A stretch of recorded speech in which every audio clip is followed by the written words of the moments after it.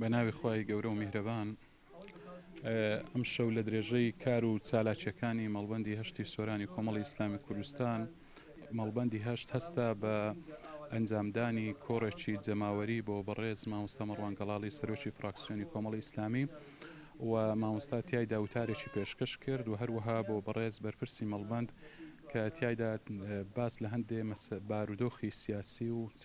چەند مەسلەیەکی سیاسی تاوتوێ کرا و تیایدا بەڕێز بەرپرسی مەڵبەند بۆ هەردوو ئەنجومەن بۆ هەرسی ئەنجومەنی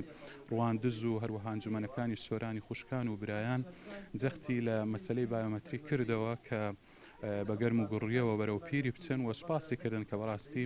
ئەنجومەنەکان بەکاری خۆیان هەستاون و زۆربیان ئەندامانی ئێمە کە بەرەو بانگەوازی مەڵبەندەوە چوون و فۆرمەکانی بایۆمەتریان پڕ کردیتەوە.